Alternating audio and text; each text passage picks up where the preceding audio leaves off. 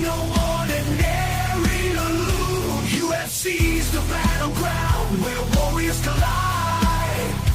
Die Hard MMA podcast, we won't hide. Clint's gonna dig deep, analyze each brawl from the underdogs to the champions standing tall.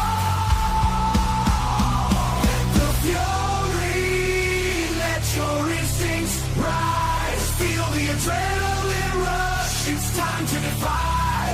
Die Hard MMA, we're in it for the thrill. Get ready for the madness.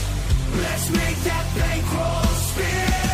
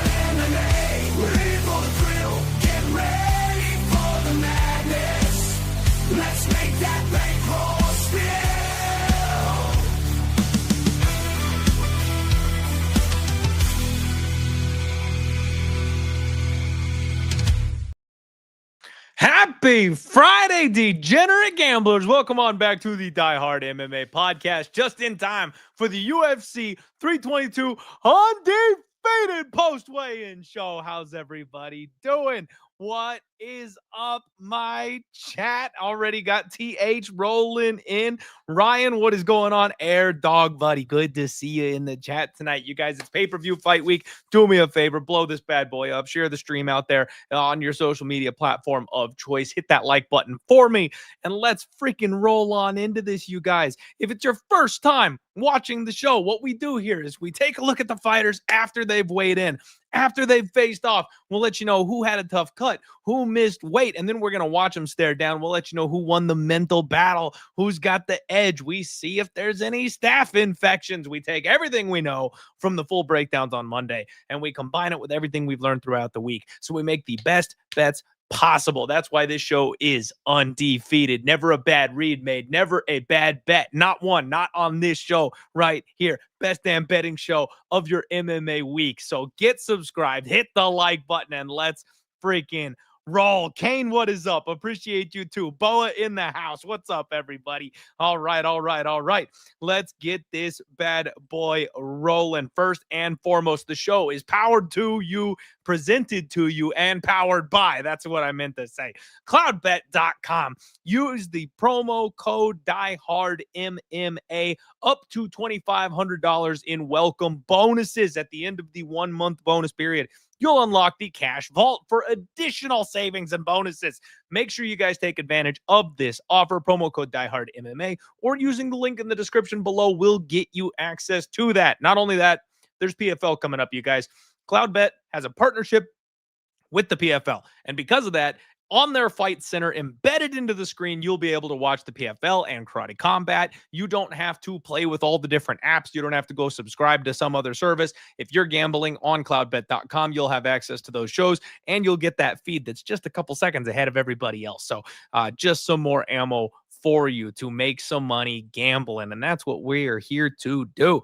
Let's get into this card, you guys. I am pumped up. UFC 322 is an absolute banger. My man D in the house. Yes, my friend, you are on time. We are just getting the ball rolling. Alex, what is up? The Watchman. How we doing? Shed some light on Kopylov and RoboCop. Yeah, we'll get there. We'll talk about that one for sure. But let's start at the bottom, shall we? Let's start where things are meant to be started. You start at the bottom and you work your way to the top. That's just how I like to do things. So first fight of the night, we have got none other than Slava Claus, and he's rocking the Santa hat. You love to see it. He is in there with Mateus Camilo, the Jaguar himself.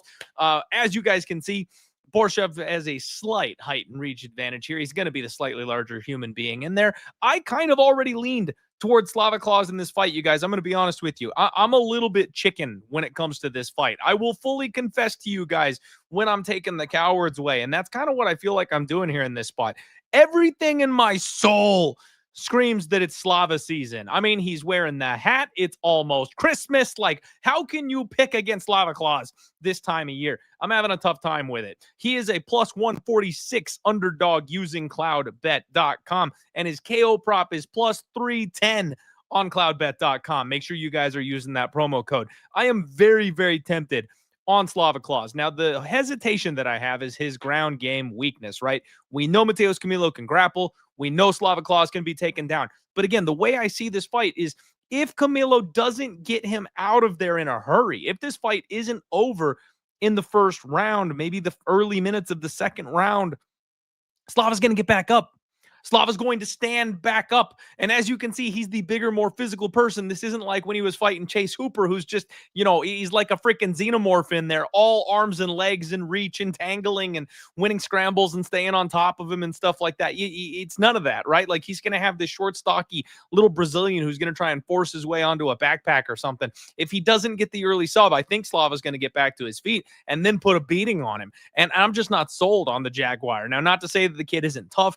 Maybe this goes a full 15 minutes, but when we see Slava flowing on the feet, when he really lets his hands go, he ends up hurting people. He's very, very talented as a striker. So I am extremely tempted on Slava here. I am extremely tempted on Slava by KO. I also think this is a half decent live bet spot to start the night out. So I'm going to say, from a betting perspective, you guys, dog or pass. Dog or pass. I know I'm not really like even selling the Camilo side on this one, and that's because I'm having a hard time selling the Camilo side. I don't think he's done anything to prove that he's worthy of being a favorite in the UFC at this point, and I just don't know that he's real. I don't have any reason to believe that he's real. I know the bookies have him lined as the favorite, but for some reason I can't find an argument for him being the favorite, except that maybe Slava's just completely shot, right? If Slava's donezo, if the chin is gone, if he can't grapple, like he's mid-tier at best with that, Achilles heel of the grappling that we know about. But if this turns into a fight, man, I think Slava's the better fighter. So he's also the bigger guy. I mean, what are we going to do, right? Yeah, Air Dog saying Slava bounce back. I like it. I kind of think that's the case too, but I want to survive round one first. We'll see. Carrillo, what is going on, buddy? Appreciate you being here. All right, next up, everybody, we've got Banger as soon as I can taking on Eric McConico.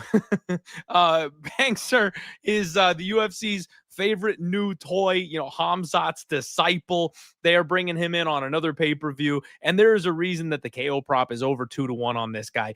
Eric McConico, you guys, has no chin, right? So that you just, X's and O's first and foremost. Neither of these guys really struggled with the weigh-ins or anything like that. Everything was fine. As you can see, they size up pretty well.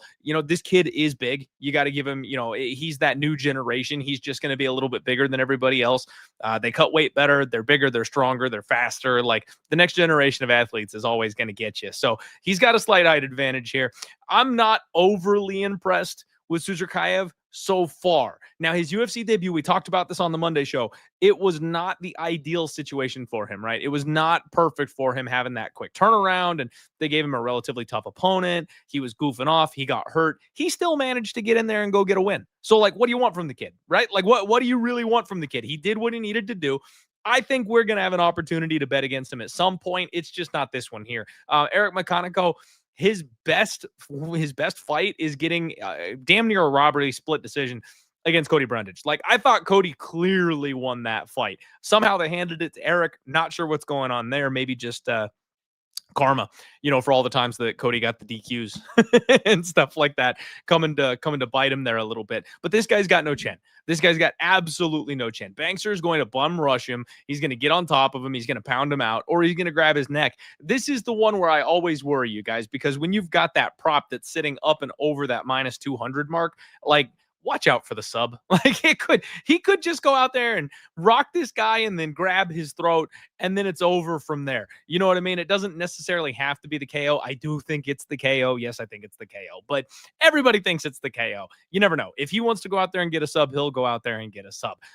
Eric McConico's chin is really the only reason why I'm like, nah, it's the KO. It's definitely the KO. Dell, what's up, buddy? That's a name I haven't seen for a bit. Hope you're doing well, my friend. We are so back. How is John Pork not on this card? I have no idea. And frankly, he's just doing it all wrong, man. I know other people have said this too, but you got to steer into it. Like if you guys nicknamed me John Pork and you just refuse to let it go, I'd make fucking t-shirts like this. He needs to embrace John Pork. Make it the Porkinator. I mean, like you can do anything with it. You got to just take what your fans give you, man. You got to roll with it. Hopefully he wisens up on that, because if he went by John Pork from now on, I would laugh every single time. It would be amazing. Let's keep it rolling here, you guys. Next fight up, you have got the Archangel Fatima Klein, and she's taking on Angie Overkill Hill. I'm so torn, you guys. I'm so torn. This is my favorite women's MMA prospect taking on my favorite mangy old dog. Angie Hill is a national treasure. Not only does she have a great sense of humor, she's very talented and skilled, and she's tough. She's tough as nails. You know you're going to get the best effort from Angie. She may not be, everybody's most exciting fighter to watch, but like, she's fun on the microphone. She does skits online. She cosplays. I love Angela Hill. So this is tough for me because I really want to see Angie do well. You guys know that. We're at 115. Neither women really had a problem. Obviously, the Archangel here a little bit larger, and this face-off about as intense as it gets. I will tell you guys, though, I had a bit of a hair on the back of the neck moment here. I basically wrote Angie off in this fight. This is one of those ones that was kind of low effort, kind of low energy from me as an analyst, and I pointed out all the reasons why Fatima Klein was just going to be the one who wins this fight. And then I actually looked at her last fight, and it's like, man, she did. I know it was a rough fight. You know what I mean? Not everybody's going to fight to their potential. She did just go full time. So up until this point, she has not been a full-time fighter. She's actually had, a full-time job to support the fighting and stuff. So she's young. She's skilled. She's talented. She's got a lot of upside. I expect a lot from her down the road. But at the same time, looking at her last couple of fights, it's like, man, you can't just kind of erase it, right? The Melissa Martinez fight was not the best look. She really looked like, now struggling is the wrong word. She was going to win that fight. You know what I mean? It was going to be a pretty clear decision win for her, but she couldn't really get the grappling going. She wasn't really hurting Melissa Martinez. And then in round 3, she saved my inside the distance prop, like just the head kick from heaven, and she got it done for me. You love to see it. I appreciate her for that. But that's the thing, is she is such a we want to count her as a finisher. She's got that submission upside. We know she can go to that. Her ground and pound is filthy. So she's got that upside. But she also has a lot of decisions when you look back at some of her regional shows and stuff like that I'm just kind of starting to scratch my chin at this, that if Angie doesn't go away, if this girl can't take her down, things get hairy. Things get hairy real quick. And let me switch hats here for you guys, because you guys know.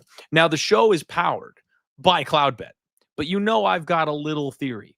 All right. I monitor the DraftKings props very, very closely, because they're a very public book.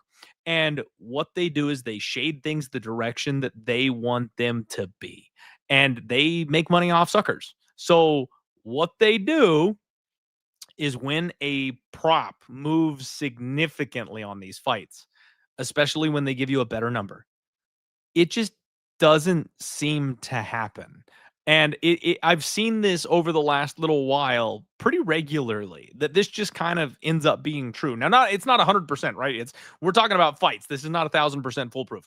But Fatima Klein by decision is the most obvious prop on this fight, and they've got it at minus 200. Over the course of the week, this number has dropped down to minus 185. So they're giving you a deal. They're going, come on in, boys. Come on in.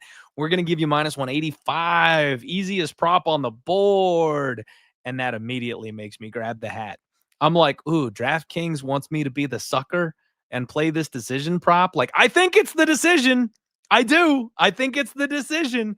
but they're telling me that I'm going to get a better number if I play that way with them. I don't trust you, DraftKings.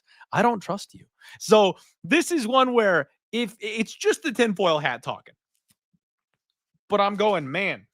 So either Angie Hill comes out there and puts up a fight like the dog I know she will, and her decision prop at 5-1 suddenly has a little bit of meat on the bone, or we see my girl go out there and do what she was born to do. Fatima Klein by knockout is plus 863 using cloudbet.com. You guys, her to win by sub plus 518. So if we want to look for something inside the distance and we say that Angie is up and over 40, God love her, but everybody eventually hits that wall. The younger fighter with a full-time camp under her for the first time comes out there and makes a statement. You know, maybe we look at those round 3 props. Maybe we look at the round 3 props. Now, she likes to ground and pound more than anything, and Angie's never been, like, we know she's so tough. Like, she can take Amanda Lemos-level nuclear missiles to the jaw, and it doesn't phase her. But the ground and pound is the big thing for me, you guys. If Fatima Klein gets on top of her, if she's able to consolidate top position, the elbows, the punches, like, she'll just swarm someone like Angie, and there's a real chance that the ref just kind of steps in and waves it off at some point. So I lean towards maybe like a round 3 TKO.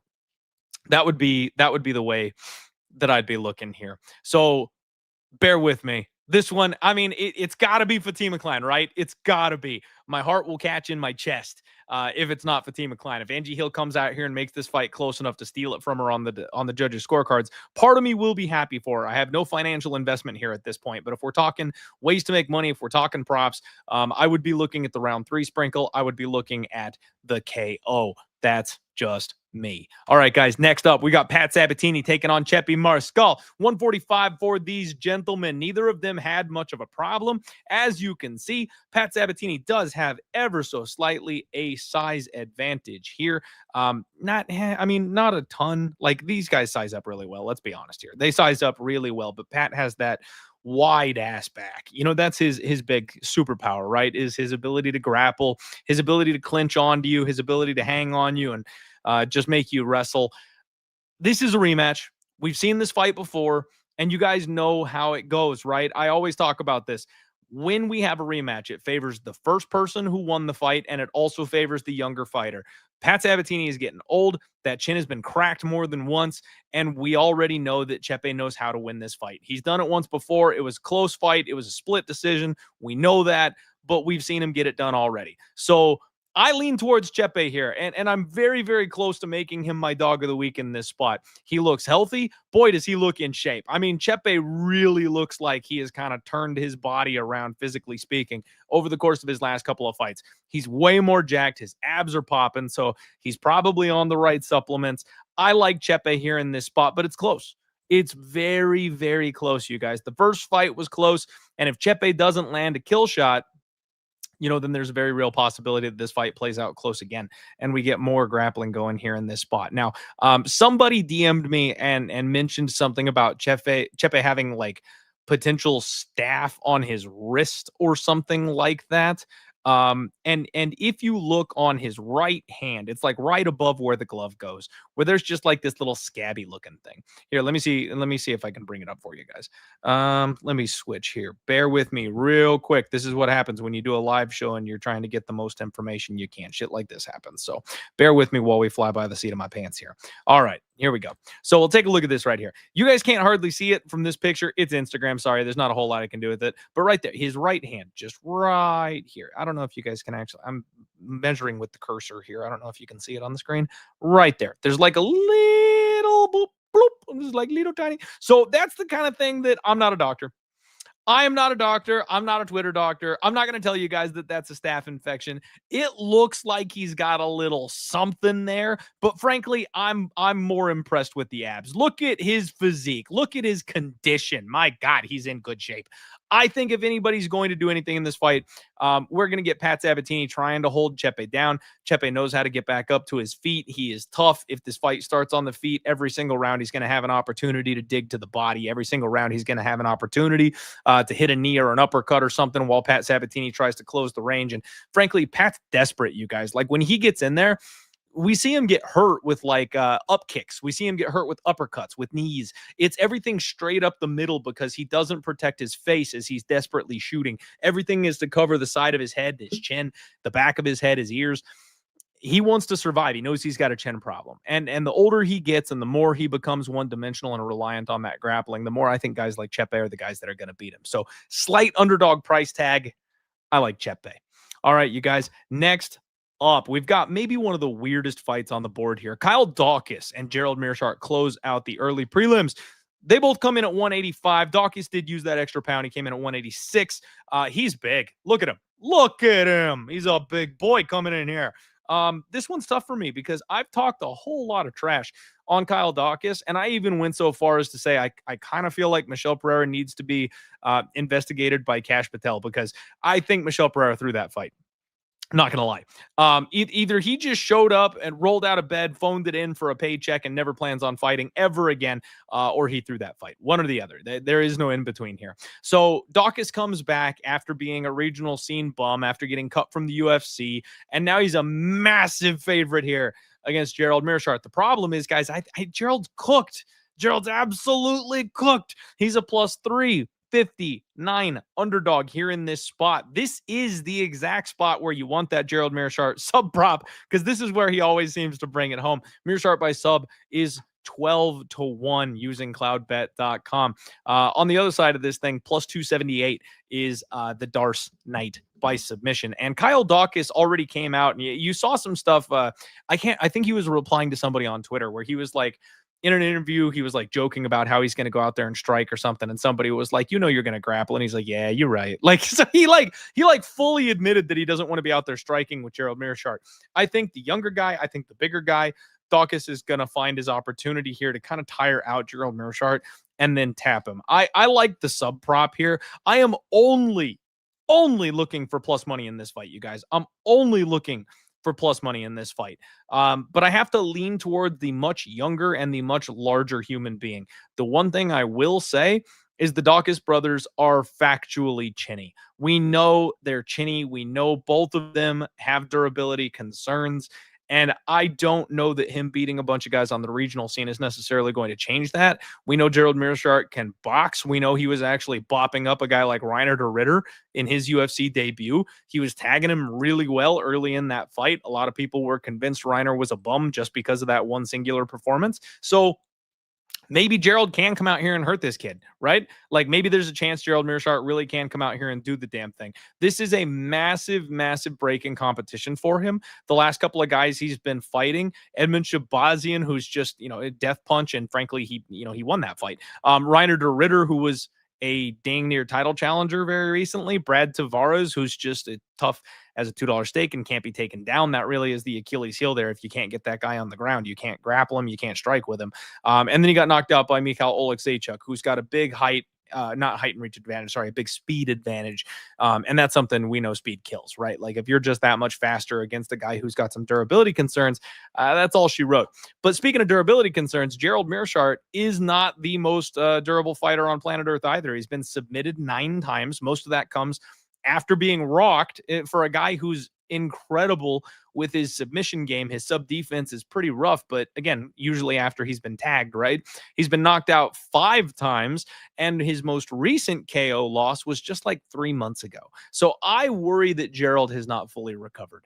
I worry that Gerald Meerschaert's durability is just kind of on its last legs here, you guys. And if that is the case, then I could see Kyle Dawkins winning this fight pretty much any way he wants to. So it's a levels game where I think Gerald definitely is the more skilled fighter. He definitely has fought the higher level of competition and for longer. So 2 years ago, I'm taking Gerald Meerschaert, but at this stage, it makes me want to take Kyle, and I don't like the number on Kyle. Really don't like the number on Kyle. Hey, what up, Noel? How's it going? Slava crap week. What? No Slava disrespect in my chat. Isaac Bulgarian, what is up, buddy? He says that he kills him in round 1 and then gets subbed in round 3. And that's just pretty much classic, right? That is how these Gerald Meerschaert fights goes. Ryan still believes GM3 championship run starts now. We'll see. We'll see. All right, guys. Malcolm Wellmaker takes on Ethan Ewing. This is no longer a bantamweight fight. It's been moved to 145 pounds. At least I think that's a catch weight. Isn't Malcolm technically a bantamweight? Yes, he is. That's my division. I know that's my weight class. So they move it up to 145 because Malcolm Wellmaker's opponent, Cody Haddon, dropped out at the last second. Foot got run over or something weird like that. I have not had the time to look into Ethan Ewing, you guys. I apologize. 27 years old. He is on a really good run. The guy lost his first 2 pro fights and then hasn't lost since. So I know the 8-2 run, you might want to try to poke some holes in it, but frankly, he's been on an incredible run recently. So it's hard to really hold that against him. Some people were talking to me about his last opponent, Billy Brand, saying it's a guy that, is decent, someone who we should look at with respect as far as a win. He's 6-4. I don't know what to make of that. I have not done any research, you guys. I have not done any research. I don't know a damn thing about this kid. What I do know is that Wellmaker is much larger. Wellmaker is on a full camp. Wellmaker has nuclear missiles in his hands, and I fully expect him to land on that noggin. So yeah, maybe Ethan can come in here and be an absolute hero and spoil the show. Actually, everybody would hate him, so he'd be more of a villain. But if he came in here with his cape on and he spoiled the show, everybody would be super hyped on him immediately over something like that. It's got to be Wellmaker, you guys. It's got to be Wellmaker for me. It looks like he is a minus 500 favorite at this point, and it's chalk for the knockout prop. I think both those things make sense, especially taking on a short notice opponent. But yeah, it's got to be like, we can save a little time on this one, right? It's got to be Malcolm by KO. How about that? What is going on, buddy? Mushroom MMA in the chat. And we got Demu. What is going on? Appreciate you guys being here. Appreciate everybody tuning in. Thank you, Mushroom, my friend. Smash that like button, you guys. Oh, I love it. This is going to be such a good card, you guys. I am like beyond hyped for this card tomorrow. It's going to be so good. Yeah. Pumped for this one. Next up, we've got a rematch. Another rematch. Aaron Blanchfield takes on Tracy Cortez. 125 pounds each for these ladies. They size up pretty well. I mean, before they got like super close up in each other's grills, it looked to me like Tracy was ever so slightly larger as far as her frame was concerned. But they do size up very, very well. This rematch was from a long time ago. Aaron Blanchfield, obviously the younger fighter. Aaron Blanchfield, the fighter that a lot of us feel like has the higher ceiling. But I expect this fight to be close. Blanchfield is improving. Her boxing is getting good, but she doesn't have any power in her hands whatsoever. It's basically her grappling, her wrestling, and then some opportunistic submissions, whereas Tracy Cortez actually has decent hands. She actually is a decent boxing. She's working out over at Fight Ready. You guys know I love that gym. Very recently, they both had that common opponent of Rose Namajunas. Aaron won, Tracy lost. So this seems like a very clear MMA math type of situation, but it's going to be a close fight. I mean, anytime you get high-level women fighters who can't finish each other, it's going to be a close fight. And I fully expect this fight to go the distance, and I don't think either woman is going to be finishing the other one. Aaron's tough enough. Tracy's not knocking her out, especially not in a 15-minute fight. Tracy could get caught in a sub by Aaron Blanchfield. I think Aaron Blanchfield is good enough via submission that she can catch pretty much anybody. But the key is catch, right? Like, she's got to catch a guillotine. She's got to have a quick transition and catch her off guard with an arm bar. Like, it's going to be a surprise if she gets her with something. It's not like she's going to set something up and just smother this girl on the mat and then take her arm home. I don't see it. So if this is going to be a close back and forth fight, I can't be laying this kind of a price tag on women's MMA. I pick Aaron Blanchfield. I think Aaron wins this fight. Aaron to win by sub, I think, is the way that you have to look at this one. And that's the way you can bring that price tag down just a little bit. The problem is you're still kind of laying a little bit of chalk here. It's like minus 140 to get Aaron Blanchfield via sub. Make sure you guys are checking out cloudbet.com to get the best prop numbers on these fights. This is one where I feel like the analysis is less important than the fight. I'm going to enjoy this fight. I'm going to enjoy watching this fight. I want to know who's going to move on in this division. I want to know if Tracy Cortez is going to get her moment in the sun and really make a run at that title, or if Aaron Blanchfield is going to send her tumbling and peel her fake lashes off and send her to the sidelines, right? Like, she might retire if she doesn't get past somebody like Blanchfield, just because we know this. She is at that stage of her life, right, where this is her shot. If this run doesn't work, she's never touching a title. So it'll be curious to see what ends up happening. This will be a fun fight. There's high stakes. but I don't think it's one that's really overly worth betting, right? Unless you're seeing something that I'm not seeing. I hate betting these close coin flippy type of fights. And while I do think it's Blanchfield, and I do think it's Blanchfield by decision, laying chalk on that outcome in a fight where Tracy's going to be putting everything on the table, I don't know that I want to be on the chalk side of it, right? Noel says, is Tracy training? Looks like she's on a world modeling tour. I mean, from what I can see, she's been putting work in. I mean, I'm not in the gym myself, right? So I can't give you firsthand information that she's in the gym. But I will say, knowing Santino, who's her head coach over there at Fight Ready, you would think that if this is her opportunity to try and go get a title, and it's his last fight coaching before he hangs it up and retires, you would think she would give it her full attention, right? You would think she would give it her full effort. I would assume so. Super Green Samurai, what's up, buddy? Blanchfield by decision. I do think that is the move as well. Let's see here. Oh, Airdog likes Blanchfield by sub. And that's what, like I said, I don't hate it. I don't hate it at all. I do think it's totally a possible outcome. I'm just not sure if it's gonna hit, which you guys know me. I am somewhere in between a value boy and I'm somewhere between a value boy and a guy that just needs to get the win, right? I want to hit, but I also need a good number. So like I think there's value on the number because there is a chance that she hits that sub.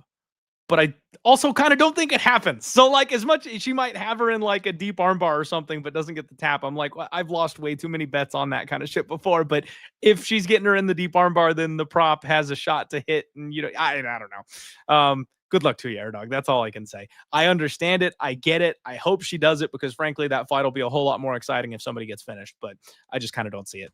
Next up, you've got Roman Kopylov, and he's taking on Gregory Rodriguez. 185 for these men. And it's funny, I messed this one up, and I had a back and forth with my boy Kong. I don't see him in the chat here tonight. He'll show at some point. I always do the joke of Hobocop because when you're pronouncing the H for the Brazilians, he's Robocop, but I always do Hobocop.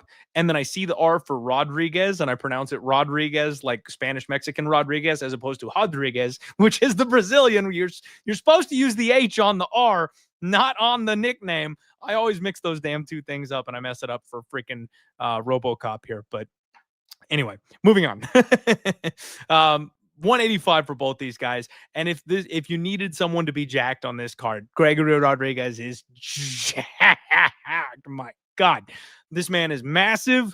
I will say, though, that Kopylov has a decent little bit of size on him as well. I did expect Gregory to be a little bit taller than he is here. They size up pretty well. Kopylov is very, very strong. As you guys know, a lot of us think this is Gregory Rodriguez, but at the same time, his chin is a liability. It's a massive liability. So I don't lay chalk on Gregory. I just don't. If I can get plus money on him by playing a prop, or if I can bet against him at plus money, I do so. That's the move, because with his chin, this guy likes to just maraud his way forward and challenge you to a pissing contest, and whoever drops first loses the fight. That's how he plays the game. The problem is he's usually the one who gets tagged on the chin and dropped first because he doesn't have a chin. So I can't trust the guy. Someone like Kopylov, who's probably going to have a speed advantage, who's probably going to have like a technical striking advantage. This is exactly the kind of guy who will touch Gregory on the chin and knock him out. You can get plus 266 on Roman Kopylov to win by KO. Now, the flip side of this, though, you guys, the flip side is I actually think this is finally the one. I think it's finally the one. Rodriguez can win this fight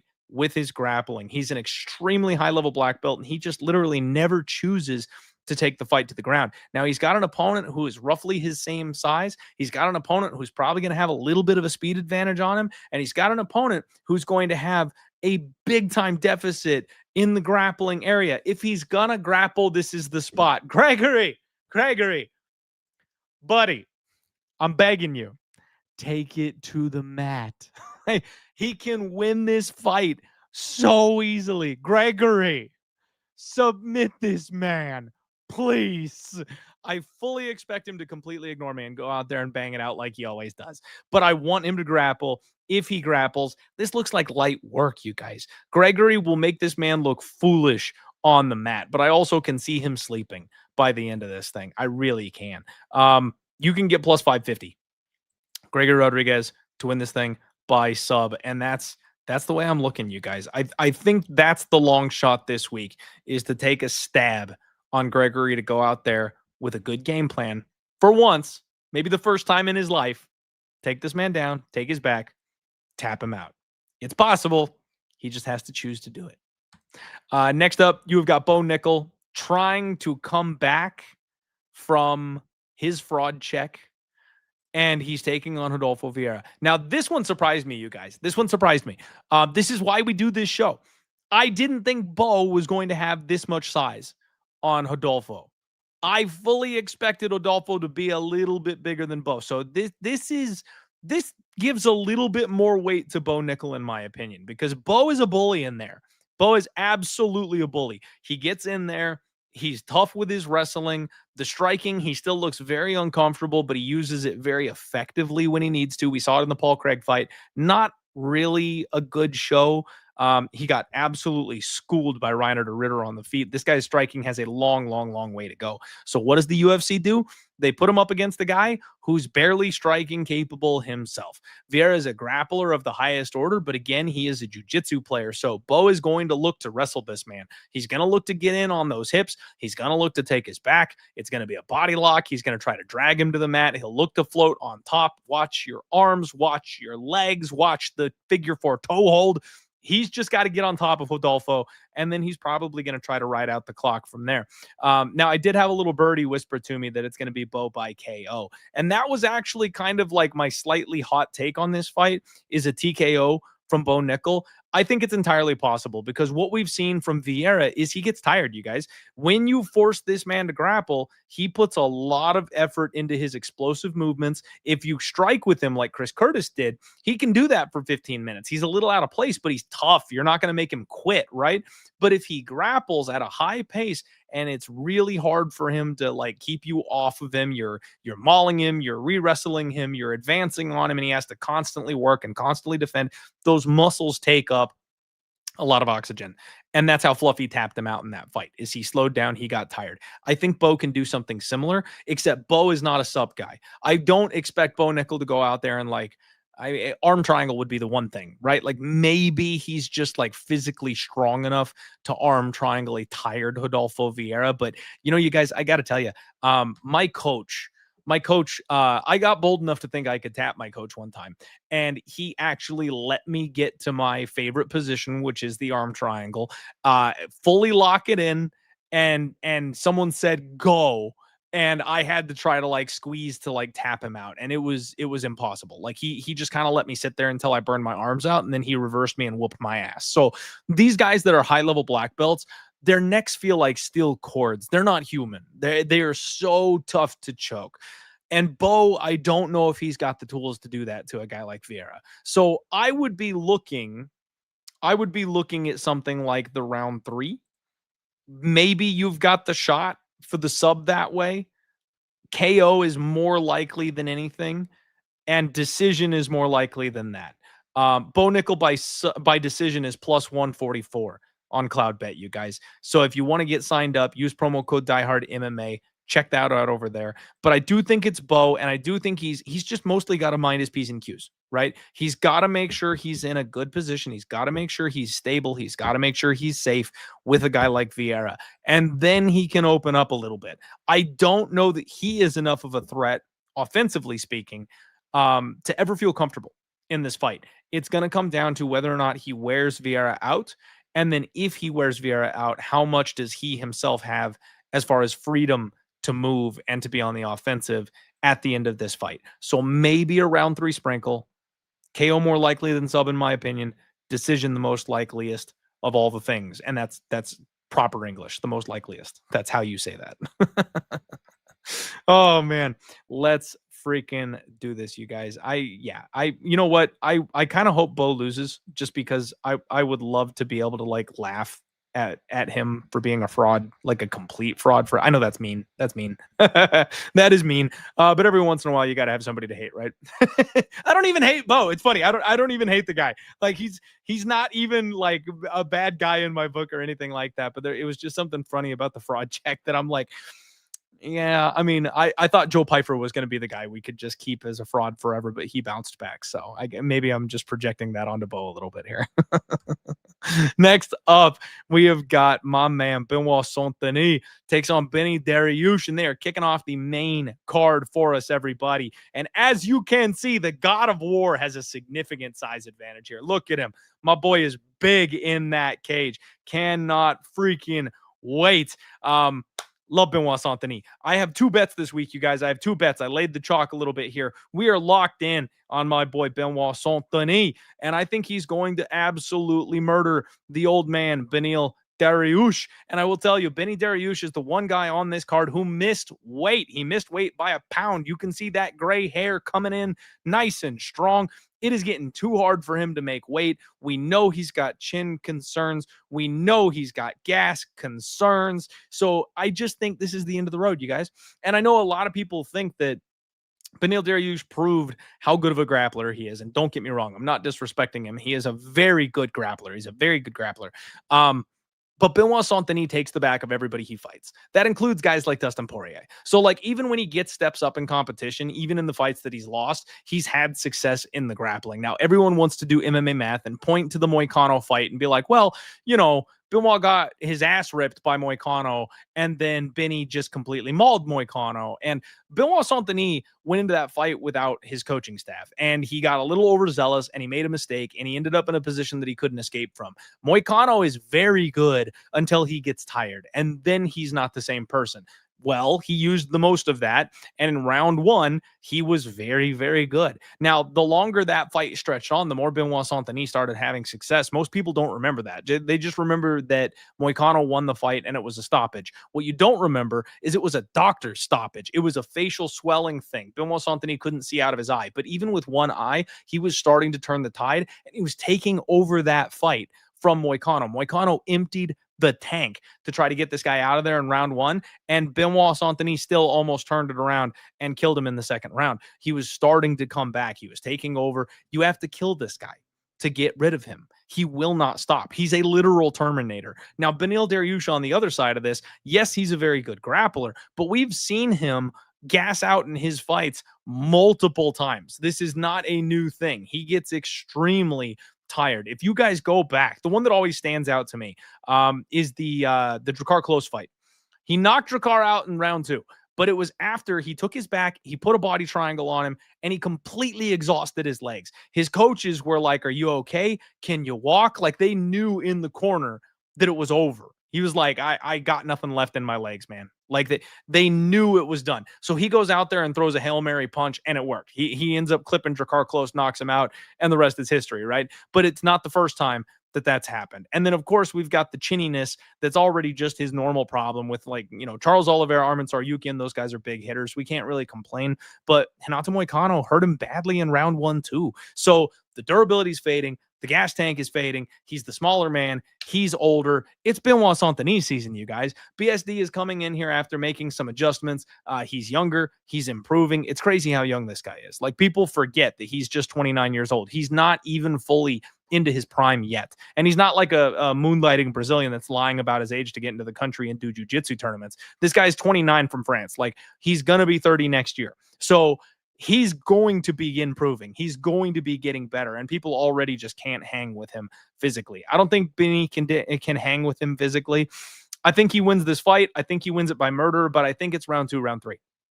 Benny's going to be a tough out early in this fight. I think Benoit Saint-Denis is going to give the people who think he's a fraud a little bit more fuel to the fire. Early in the fight, Benny's probably going to tag him with a couple of big shots, maybe even wobble him, because Benny does have underrated power. But then Benoit Saint-Denis is going to just keep coming, keep moving forward, and eventually that's going to break down Benil Dariush. I think he's going to choke him out, you guys. It's funny because everyone else is picking the knockout. I think it's going to be a sub, because Benoit Saint-Denis always looks for the sub. Always looks for the sub. He looks to take the back. He looks to lock the choke in.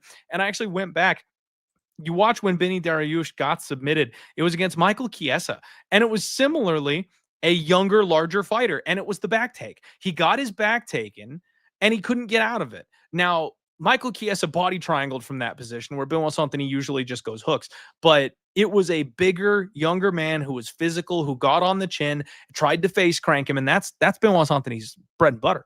This dude face cranks everybody. And then when you eventually get tired of your neck and your jaw hurting, you lift up just a little bit to get out of there. I think Benny Dariush hangs him up. You guys, this might be his retirement fight. It is Benoit Saint-Denis season, and I think it's going to be a round 2 sub. That's the prediction. Inside the distance at even money, I like it. Sub at plus 550, I like it even better. Round 2 sub, oh God, now I'm doing this to myself. I'm like so confidently calling like the round 2 and 3 subs that I'm going to have to bet it, because if this shit hits, I will have such bad FOMO if I call this and then it doesn't happen. Let me look at some of these numbers. Let's see here. Benoit Saint-Denis, round 2 sub is 16-1.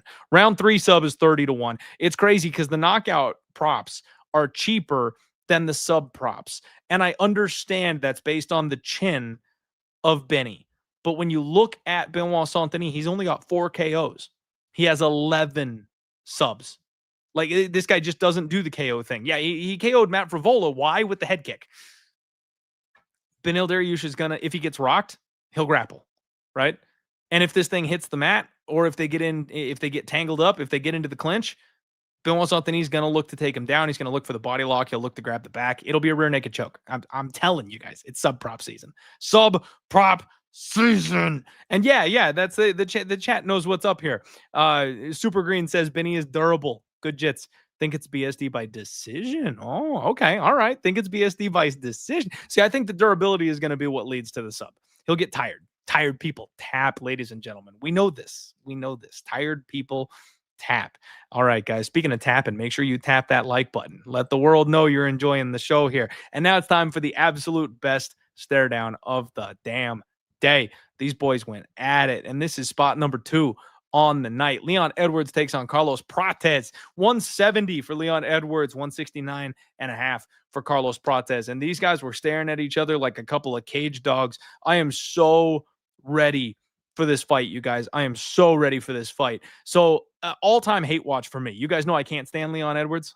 He's a punk. And you guys know I'm a fan of what Carlos Prates does in the cage. I used to try to fade this guy. I did. You guys know that. I used to try to fade this guy. He has made a believer of me. His jiu-jitsu, his butterfly hooks, the way he explodes to escape, his grappling positions, and then the fact that Leon Edwards is always the bigger man. Right? Even when he fought guys like Kamaru Usman, like he always has a height advantage, and he's only ever been at a reach deficit by like 1 inch. He's going to have a 4-inch reach disadvantage here against Carlos Prates. Prates will be able to touch this man when he can't strike back. And then he's just got more tools. He's just got more weapons. Knees in the clinch, elbows, the spinning elbow, the chopping leg kicks. I mean, I also think that Leon Edwards likes a pretty fight. He wants to make sure you stand there with him and feint and slowly like go here. And like once Carlos gets rolling downhill, I don't think Leon's going to be able to keep up with him. If you guys want to hear the best rant of all time ever, check out my other social medias and check out my initial breakdown of this fight, because I go into how Leon Edwards' entire resume is essentially fraudulent. Like I just can't get this guy, right? I'm happy it's Leon fade season. And this is the spot. I went in pretty heavily on Carlos Prates. BSD and Prates are my 2 spots on this card that I have bet so far, and we'll see what we do with the rest of it. I do want to warn you guys, I'm not blind. There is some reverse line movement happening here. This line is moving down. People are betting Leon Edwards, and I kind of feel like that's because he's a former champion. I kind of feel like that's because he's a very popular guy. I kind of think that's because right now the fighting nerds are on a bit of a slump. And they are losing when they get those steps up in competition. When they do get to fight somebody who's, contender level, all of them seem to be failing. So I think that's the reasoning for it. Now, is that necessarily wrong? No, but I'm not entirely certain what to make of that. It does make me a little uncomfortable that the line is moving against me. Usually, you guys know when I'm on the right side of a line move, I end up losing. So I guess I probably should stop feeling nervous and take that as a good thing, right? I should take that as a good sign that the line is moving against me, because when it when it moves with me, it's been a problem this year. Oh no, Danny's saying Edwards will shock people. Don't tell me that. Yeah, Super Green agrees with me here. It's going to be Prates by murder. Yeah, Tasteful Thickness says, I bet Prates money line. I think the KO is coming. I do too. The KO is the thing that I like. I like the KO as well. Gold Caps, what's up? Says stimulus checks incoming. This is going to be our week, baby. I can feel it. I can feel it in my dingleberries. Sean asking what happened to the Sharp Action Report. Sean, I have a sad tale to tell you. Our guy Andrew got a new job. Very happy for him, very proud for him. But he's doing some work at a different company, so we no longer have the hookup that we once had over at the Superbook. Because of that, I am scrambling. I am trying to find a fill-in. Okay, I've been talking with some people. Unfortunately, just a couple of nibbles, and I haven't gotten anybody on the hook yet to agree to do the show. If he's ever able to get to a position where he can do the show again, then he's already said that he will do the show again. He misses doing it with us too. But until that point in time, we're trying to find somebody else who can maybe fill in a similar role. And we just don't have anybody yet to do that. So very, very unfortunate. We'll have to wait and see what happens, but I am doing my very best. I would like to bring you guys back the Sharp Action Report if at all possible. Barry, what's up, buddy? Appreciate you. He says Prates KO round 1. Don't even worry about it. I like that. I like your confidence. Noel saying get Yanni. I would love to get Yanni. I would love to get Yanni the Greek in here. I don't know if he can do that show with us every single time. So Yanni's contracted with, as you guys know, the UFC directly. So they do a bunch of stuff on Fight Pass and stuff like that. I would love to get him in here for the Sharp Action Report. He would be willing to do it too. It just, I don't think he contractually can. That's the issue. Because he's with the UFC, because he's with, because they're with ESPN and Paramount, I think he contractually will not be able to do that. So I'll reach out to him. We'll see. Maybe we can get something going like that, but I don't know that he would be able to, unfortunately. Let's move the show on, you guys. Do me a favor and hit that like button if you haven't already, and get subscribed because we do stuff like this every single week for you. Next up, we have got one of the most hyped fights on the card. Short and stocky Sean Brady takes on tall and lanky Michael Morales. 170 for Morales, 169 for Sean Brady. And this is your short and squat, tall and skinny matchup of the week. You've got the striker versus the grappler. I freaking love this fight, you guys. And I'm frozen. I am frozen. Paralysis by over analysis here, you guys. I can make an argument for both of these men. I really can. I can see this fight going either way. It took me a long time to become a believer in Sean Brady. I didn't think he was all that good. You guys know, first and foremost, Vikings fan. I hate Philly. So it's well known. Thank you, Lou, buddy, if you're listening. He started the rumor that I hate Philadelphia in general. So, but I just didn't believe that he was all that good. And he's one of these guys that just kept getting better. Just kept getting better. Every single time you see him, he's a little bit better. Every single time you see him, he's a little more dangerous. The grappling's getting better. He's strong as an ox. Now he's finishing people at the highest level. Really, when he got TKO'd by Bilal, I bet Bilal big that night. I knew he was losing to Bilal. Never in my life did I think it was going to be a knockout. But at 32 years old, he's in his prime. He's on a run. He's never looked better, and he just got done tapping out Leon Edwards. So I like everything I see from Sean Brady. And this is a huge test for somebody like Michael Morales. He's 18-0. He's 26 years old. He's undefeated, but we've seen him get taken down. And that's a problem, you guys. If you can get taken down by lesser men, someone like Sean Brady is going to take you down, and he's going to maul you. This is a closely lined fight, and I think part of that is still that cloud of getting knocked out by Bilal hovering over the top of you, because this undefeated kid is hyped as all get out, and he's got power for days. So if you can get knocked out by Bilal, you can get knocked out by Michael Morales, right? And that I think is what's keeping this line tight. So we've got a 2.5 total. It's a 15-minute fight. So they're saying over is the chalk side. If this thing goes over, I expect Sean Brady probably to be winning based on grappling minutes. Michael is going to have opportunities to strike, so it's going to be a damage versus control argument. I lean ever so slightly to Sean Brady. Ever so slightly, you guys. Ever so slightly. I think there's a chance this fight does go under, because if Michael wins, I think he's going to end up knocking out Sean Brady. If Sean Brady gets his game off and maybe shows levels on the mat with Morales, he could win this fight by sub. We've seen that before, but he also is extremely patient. He takes his time. He does what he needs to win. So I could see Sean Brady getting on top and just kind of riding this thing out. And yeah, so I kind of think it's Sean Brady by decision. Like this is such a tough fight to call. I could argue for literally any one of those outcomes, you guys. Danny, it's a rumor, buddy. It's not real. It's a joke. You know I love you. Oh my lord. But except for football, though. No, no birds. Skull baby. We got 9 working for us. You guys are gonna see. Which, by the way, you guys, okay, just sidebar. Okay, the Vikings are gonna smash the Bears this weekend. Okay. Like this is, I tell you guys, I cut it straight with you guys. I'm terrified as a Vikings fan 9 times out of 10. I can't bet my team with any confidence because even when they win the game, sometimes it's just like nail biting and it's in anxiety and it's the last drive of the game. Like we own the Bears. We're going to whoop the Bears' ass. Justin Jefferson had one of the worst games of his season last week. We were in that game with the Ravens more than the box score shows, and a lot of people put the blame on J.J. McCarthy. Justin Jefferson tripped on the field twice and fell down. He got mugged and held by the defenders and flags weren't thrown, and then he just straight up missed a touchdown ball, which doesn't happen. Justin Jefferson, the best wide receiver in the league, doesn't miss touchdown balls, and he let one skate right through his hands. Those boys are going off on this shit Bears defense this weekend. Vikings minus 155. Book it. Vikings win against the Bears.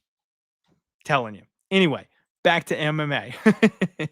I do think it's Sean Brady by decision, you guys. That's the way I'm going to look here, but I'm not going to bet this. I will not be betting this fight. I promise you I will not be betting this fight because like I said before, I can see each and every one of those outcomes, and I can't argue one or the other or against any of them.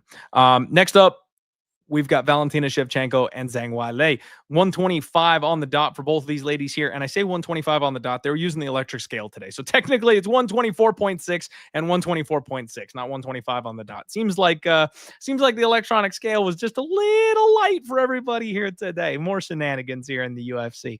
I do like Val rocking the Oakleys up there, looking slick. I was surprised by the size difference here.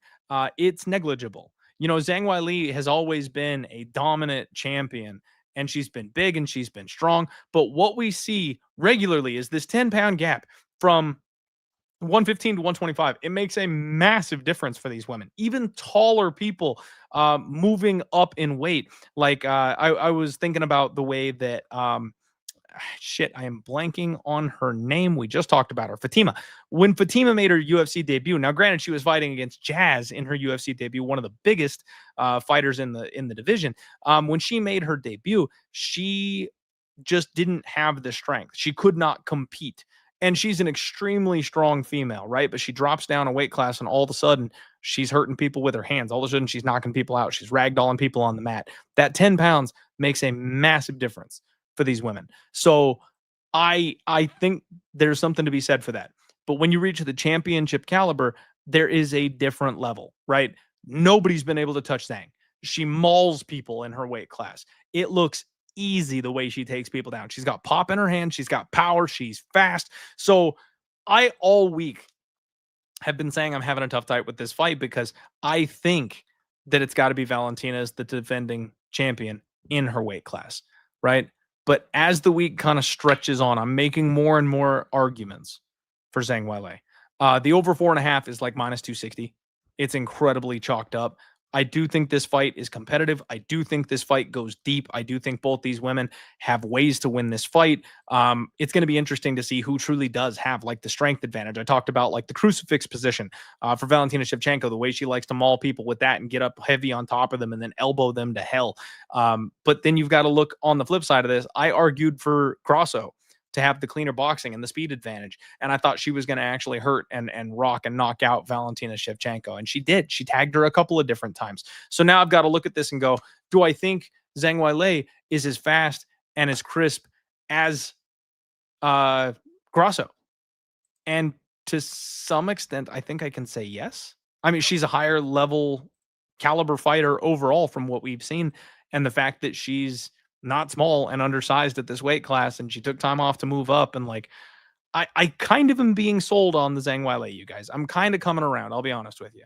And so this one's tough for me because I don't like to flip flop. Earlier in the week, I said I felt like it was Shevchenko. Now, towards the end of the week, I'm leaning more towards the Zhang side of things. I already wasn't betting this fight. I'm going to pick Zhang at this stage, you guys. I'm going to pick Zhang. I'm going to flip completely. I am not going to be betting this fight.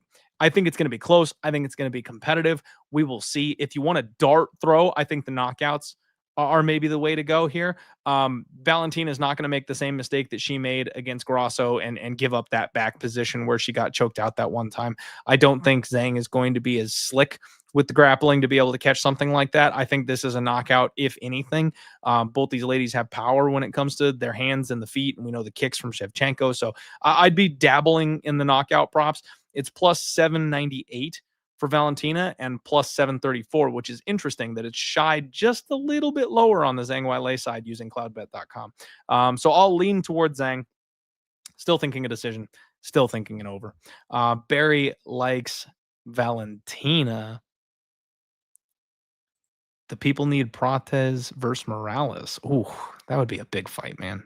That would be a big fight. Soap in my eyes. What is going on? I am also hoping I wear the baby blues Mondays. Thank you very much for being here, my friend. Really appreciate you tuning in. Gold Caps likes China. Okay. Orlando. Yeah, I know. We need the big guy. We need the input. We need to know. We need to know before everybody else does. I'm with you. We do. We'll figure it out. I'm doing my best. I will get that set up for you guys as quickly as I possibly can. Unfortunately, no promises since I got a guy and I lost my guy. So that's just how it goes sometimes, unfortunately. All right, guys. Main event. JDM defends his title, taking on Islam Makhachev. 169.8 for Jack Della, 170 on the dot for Islam. And it's interesting because earlier in the week, I thought Islam, showing off on his Instagram and stuff like that, looked like he'd packed on a bunch of muscle. And we all talked about how good he looked. And then you see the guy and his like before and after pics. Like the UFC posted like his 155 and 170 pics, and it's not that different. He doesn't really look any different. And then you see him on the scale, and he still looks like he's a little bit rough. Like he's still cut a little bit. But he just looked more comfortable, right? He doesn't look like he's jacked up or anything like that. He was in his interviews, he's talking about being fat and all that kind of. He's not fat. Like he's not any different. His physique doesn't look any different at all, frankly. He's just not as pained for his weight cut. So it kind of makes me wonder, right? If we're not going to get a jacked up Islam Makhachev, what is he going to operate like at 170 pounds? Something that I think a lot of people are overlooking is how old Islam Makhachev is. He is 34 years old, you guys. He is not a young man. He is at the end of his prime. Like this is his prime year. Once he gets out of this year, like you could argue 33 is the last year of his prime year, right? He could already be past it. So I don't know, man. This fight's tough for me because similarly, I've been kind of flip-flopping on it, you guys. My first knee-jerk reaction was to take Jack Della because I always try to fade Islam Makhachev. Because I think he's a little on the chinny side, because I've seen him gas out. I've seen the cardio wear down. I saw Alexander Volkanovski beating on this guy in round 4 and round 5 as he was able to defend takedowns better and fail on them because Islam was getting tired in a 5-round main event fight. And now he's moving up a weight class where he's added on some weight and he's fighting a bigger, younger man. And I feel like he's going to have the exact same problems here. Jack Della is in his prime, 29 years old. The takedown defense worries me a little bit. Bilal coming out with that striking game plan, refusing to go to the grappling right away, refusing to really sell out to take that guy down until it was too late. That worries me. It worries me a little bit. But then we see this kind of a face-off. And again, face-offs aren't anything. They aren't everything. Like, unless somebody straight up flinches, like these guys are both at the top of their game. They're facing each other down. It's going to be a hell of a fight. But I kind of think I like the JDM side of things. I've flip-flopped back and forth so many times. I keep saying I think Islam probably by decision, just chain grappling, taking the back, stuff like that. Makes sense. But if this fight isn't ended early, JDM will put on the pressure. He will rip body shots, and he doesn't stop. His footwork is really good. He's training with high-level grapplers to learn defenses, and he's working with Volkanovski, the guy who I thought you could make the argument he squeezed that fight out when they did Volk versus Islam Makhachev. So what better person for him to learn from than the guy that came this close and was a smaller man, right? So he's going to learn some of those small man tricks, and then he's going to put his own game together, and he's going to be the guy with the advantage striking. The one time Islam lost, he overswung on a punch, which he does pretty regularly, by the way, and he got caught with a counter shot. I kind of like JDM by knockout, you guys. If I'm going to make a long shot, right? If I'm going to say we're going to take a stab at something, it would be Jack Della by KO. Plus 358 using cloudbet.com. That's the way I would be looking. I like the dog money. That number is climbing just a little bit here. Plus 238. So you're getting right around plus 240. You guys, I really want to play Jack Della. I want to play Jack Della. I'm probably going to end up with some money on Jack Della. I think the longer this fight goes, the more it favors him. The over 3.5 is chalked ever so slightly. I really think Islam's got to sync something up, and he's got to sync something up early. If Jack Della defends some of those early takedowns, he's going to just start ripping as this fight progresses. So the round 3, 4, round 5, 3, 4, 5 KO props, 22-1, 28-1, 40-1. I think those have got a little bit of value on them. Man, tough fight. Can't wait. All of these fights, I cannot wait to see what happens. My guy Barry says, yes, Clinton, Super Green going, do it. No, I might get there, you guys. I might get there. Ryan has a nice little combo play here. Jack KO and the over 1.5 is 6-1. I don't mind that because I do think it's a later KO. So you'd get a little extra juice on that one. I talked about waiting as a live bet on this one, but realistically, there's nothing that says JDM can't make round 1 rough for Islam. There's definitely a chance that he gets out there and makes round 1 rough for Islam. You can't stop me, Boa. What boat? What boat? I'll touch whatever boat I want, damn it. All right, guys, make sure you are gambling using cloudbet.com if you're going to lock in some action for UFC 322. Hit the link in the description below. Promo code DieHardMMA up to $2,500 when you use my link. Get that bonus. Get that cash. Stack some chips. Let's fill these pockets up, guys. Let's hit this bankroll. Oh, you know what? No, I got the Nemo reference. I'll touch the butt. So I've been talking about my turkey hair transplant parlay. You guys, and we're hitting it this week. We're hitting it this week. I'm telling you. I'm just ironing out the tiniest little details. I'll have it posted by the morning. Here are the props I'm looking at. Now, we've been round robining props recently, and that actually has worked out better. We've been hitting some of these because of the round robins rather than just locking in a single straight parlay. But Slava by knockout is on the short list. Okay. I don't know if that one's going to make it in there because I'm not entirely sure that I can trust him, but that one's on the radar. Okay. Chepe by knockout is on the short list. I kind of like Dawkins by sub, but the more I think about it, the more I'm leaning towards removing that one just because of the step up in competition, the levels, that whole situation.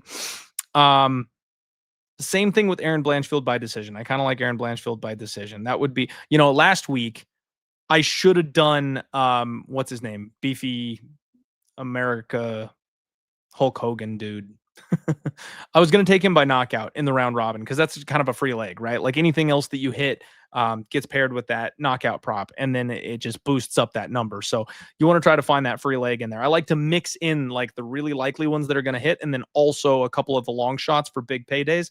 That's kind of the strategy I've been taking with this. So Aaron Blanchfield by decision might make its way in there because of that high upside. RoboCop by sub. That one I think I'm going to play. That one needs to get in there because I've got a feeling he's going to grapple. Bo Nickel. No, I'm not going to put Bo Nickel in there. Benoit Saint-Denis by sub. That's going to make it in there. Prates by knockout. And then maybe Jack by knockout. Those are the numbers. Those are the props I'm looking at. It's going to come down to how I mix and match them. Are we round robining? Am I locking in 4 or 5 of them? Those are what we're looking at. We're going to Turkey this week, you boys. book your flights, get those bald ass heads ready to go. We're going to be rocking beautiful hair come Monday because we're hitting the turkey hair transplant parlay this week. Good luck this weekend, you guys. Love each and every one of you. Let's smash these last couple of events and let's end this year strong. Let's roll. See you Monday. See you online. See you tomorrow.